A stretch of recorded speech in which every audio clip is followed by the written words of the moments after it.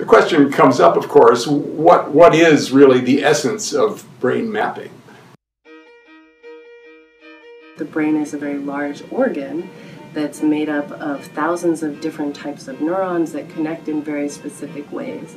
And so brain mapping is trying to understand how all of those different types of neurons connect in the very specific ways that support those various functions. There is an exciting opportunity at this point in the 21st century with the coming together of engineering, and in particular nanoengineering, the construction of very small devices that can be used to monitor brain activity with neuroscientists who are eager to find these tools and apply them. What started out as simply a scientific perspective on what was the right way to go about trying to solve the problem of how the brain works, we quickly realized would have tremendous applications and benefits in medicine and in technology. The Office of Science and Technology Policy at the White House, where we sent the proposal, said that they thought it was interesting. During the State of the Union address in February of 2013, when the President quoted the passage we had put in our report. That's the next great American project, and that's what we're calling the Brain Initiative. And we knew he was referring to our project.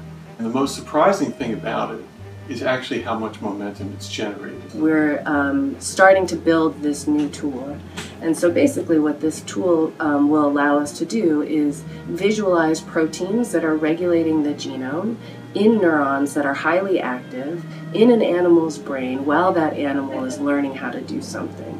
And in this way we'll be able to see how the activity of the neuron corresponds to the activity of the genome, and then really look directly at this relationship between nature and nurture.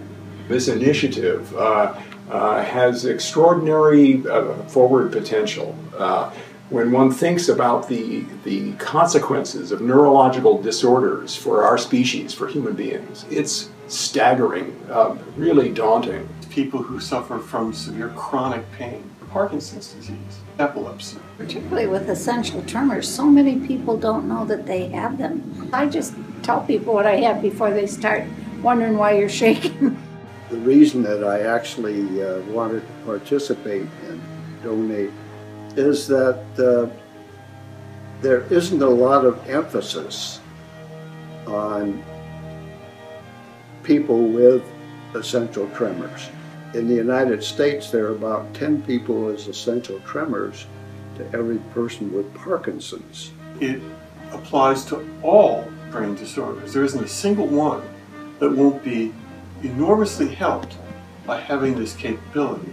To interact with Ralph, it was very exciting because what he had to say more or less filled in some blanks on what is going on in the research area that can affect the brain and possibly can improve life for people that have these movement disorder deficiencies.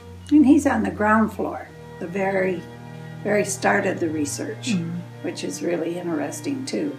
When one thinks back to the discovery of the telescope by Galileo, the discovery of the microscope by Leeuwenhoek, these were basic scientific discoveries that fueled enormous understanding in the sciences.